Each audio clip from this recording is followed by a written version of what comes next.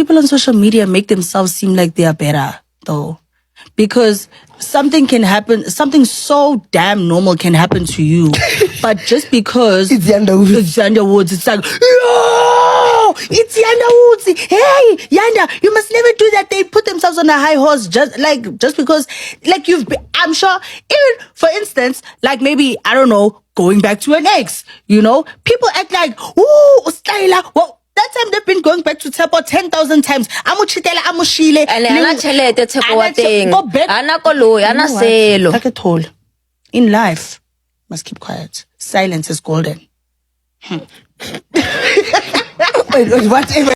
Yes, Bafethu, I truly love the way Osima like being a corner, Bafethu, I understand. Because Bafethu zininzi into ezenzekalayo ebantwini abekho famous, you understand, or abangaziwa but abajajwa. But immediately uba famous waziwa uyajajwa. Just because abantu bafeel entitled, because they know you, they know your personal life. Yayibona into leyo. Bayengakho abantu abahlukana ubelana nabantu babo. But zange bajajwe just because asibazi. Baningi. Yabo, just because when famous uyaziwa and then there's something bad yenzakalayo kuwe, they're gonna judge you. You wena bani don't yonke lanto. Because sometimes wako relationship nomuntu ningahlukana nakhona uthola nihlukanisa into engako, yabo, and then makwamba isikhathi ni realize ukuthi no man azini, let's fix things, yabo, and then they fix things and then baba right.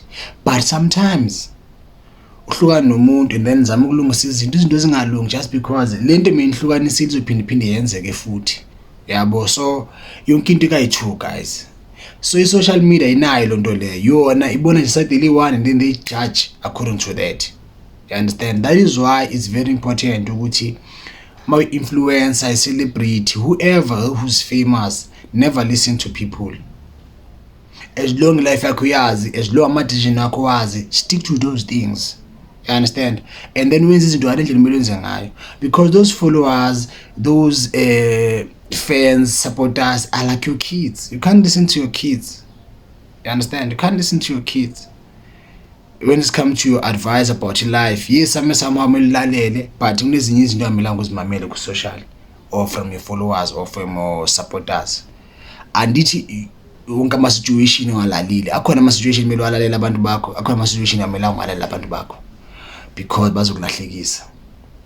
Nasendlini sikhona isikhathi kumele ulalela ingane zakho, kunesikhathi ubona ukuthi abonake lana i-advice ingane zami ezabantwana nyani, I can't take these advices. So yonke into kumele nibalansise, learn to balance things. Life ikayi-2, bad and good. If you can master those things, life yakho is gonna make a lot of sense. Because abantu abaningi abanayo le mastering of number 2, abanayo. So in order wazi life yakho be balanced, kumele wazi mastera both sides, bad and good. You understand? In that way, everything's gonna make sense. Trust me, everything's gonna make sense. That is why I'm saying I truly support abantu abenza izinto ngendlela abayazi ngayo or ngendlela ebe understanda ngayo than umuntu olalela noma yini abanye abantu abayikhuluma and then afollowish, because umuntu onjalo uyinkinga bafethu. VKS is out.